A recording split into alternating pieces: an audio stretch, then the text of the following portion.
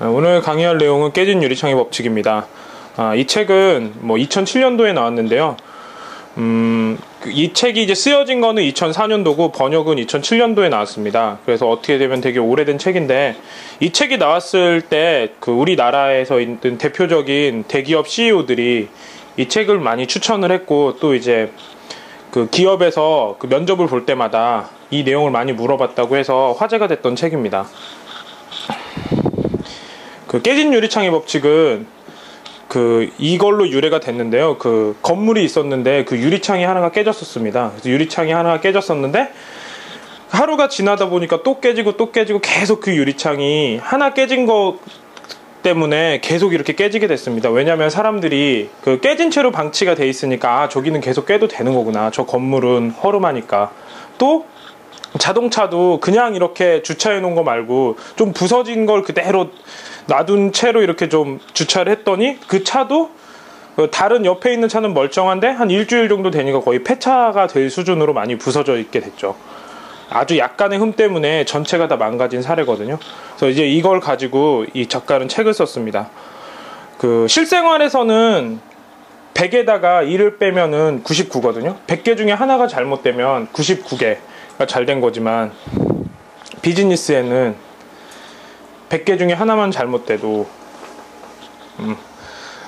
아주 고객의 입장에서는 다 잘못된 걸로 느껴집니다.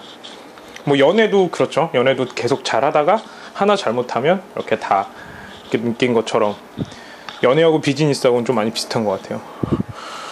그러면은 어떻게 해야 되나? 그 여러 가지 서비스나 아니면 기업이 고객한테 여러 가지 메시지를 주거든요. 그러니까 예를 들어서 우리가 햄버거를 판다면은 햄버거만 파는 게 아니고 거기에 따른 우리의 표정들, 또 들어올 때 그 매장이 얼마나 깨끗한지 등등 여러 가지를 고객들에게 보여주게 됩니다. 아니면은 또 저희가 만약에 맥도날드라면 거기 가서 맥도날드 사이트를 보고도 맥도날드를 판단할 수가 있고, 또 맥도날드에서 준 장난감을 가지고도 판단할 수도 있고, 정말 그 수많은 정보들이 있는데, 이 정보들 중에 하나만, 그 여러 가지 것 중에 그 하나만 부정적인 인식을 주게 되면 그 다른 것들을 다 잘해도 의미가 없다는 거죠.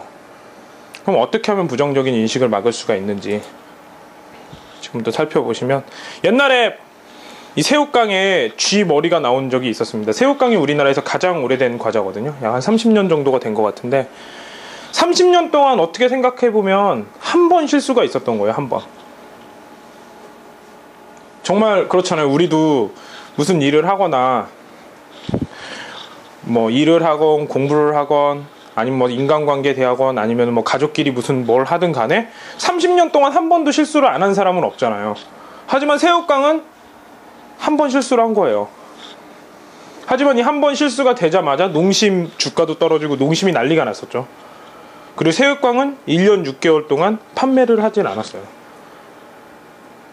그리고 모든 새우깡을 다 수거를 하고, 물론 이 쥐머리가 하나 들어간다고 해서 다른 새우깡에 쥐머리가 들어갈 확률은 없겠죠. 오히려 저런 것들은 어쩌다가 진짜 한 번 있는 일이니까 다시 이런 일이 일어나려면 30년이 걸리겠죠. 오히려 지금까지 안 들어간 제품들이 들어갈 확률이 더 높겠죠. 그래도 작은 실수 하나만으로 기업의 이미지가 부정적으로 변하죠.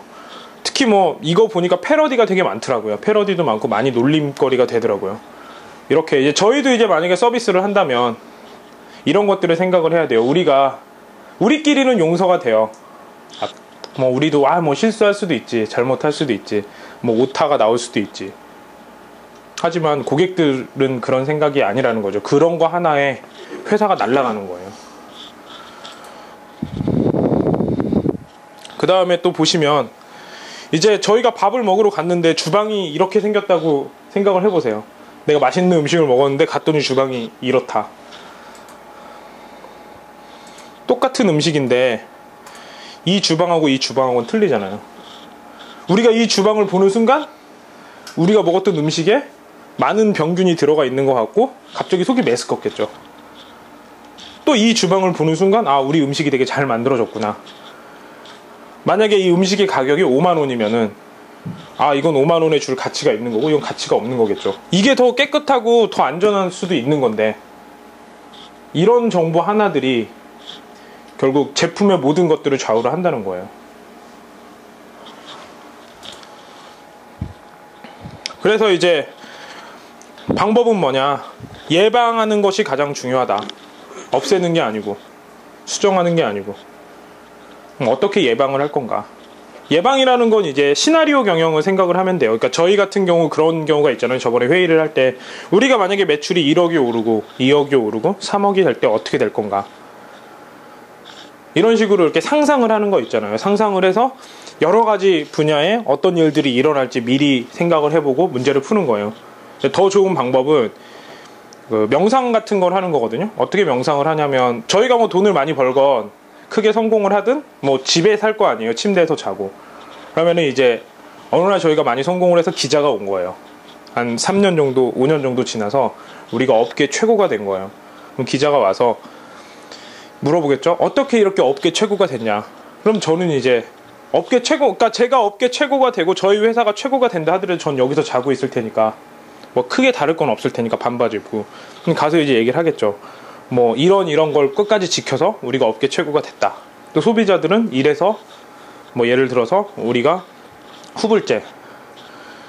후불제라는 거가 만약에 소비자들한테 많이 먹혀가지고 이게 잘 된 것 같다. 돈이 없어도 물건을 살 수 있고, 뭐 예를 들어서 내가 어떤 대출을 하거나 뭘 빌릴 때는 수많은 서류가 필요한데 담보 없이, 그런 거 없이 편하게 빌릴 수 있고 편하게 갚을 수 있어서 성공을 할 수 있는 케이스가 된 것 같다. 이런 식으로 이제 기사를 혼자 쓰는 거예요.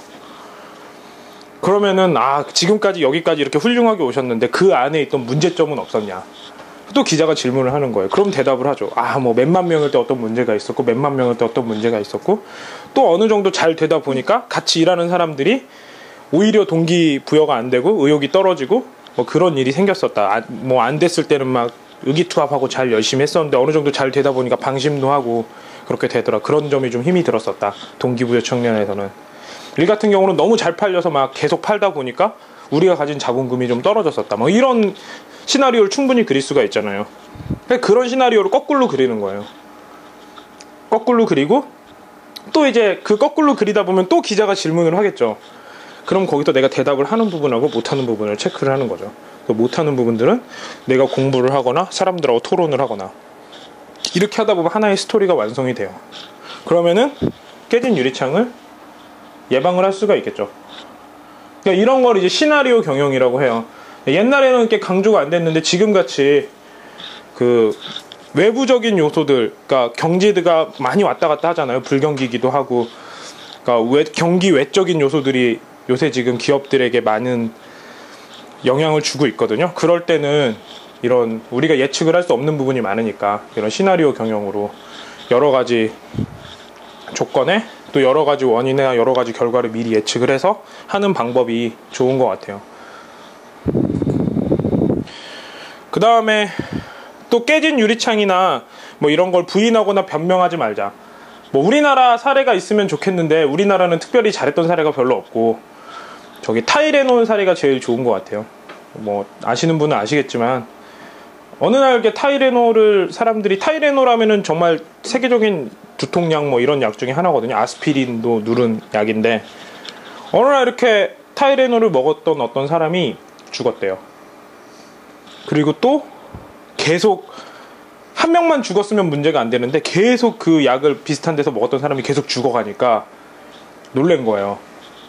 그래서 전 세계 보통 이제 원인을 파악을 하고 수거를 하는데 먼저 수거를 한 거예요. 그 많은 타이레놀을. 그래서 몇 천만 달러가 들었겠죠. 그 다음에 연구소를 만들고 그러면서 그 상황은 실시간으로 다 얘기를 한 거예요. 물론 그 타이레놀을 만든 그 회사에서 잘못한 게 아니고 누가 거기다 독극물을 주입한 결과가 뭐 결론은 그거였지만 그런 거 하나하나를 잘 대처해서 오히려 더 좋은 회사가 됐었거든요. 이런 식으로 부인하지 말고 변명하지 말고 대처를 하는 이런 자세가 중요해요. 만약에 있다면.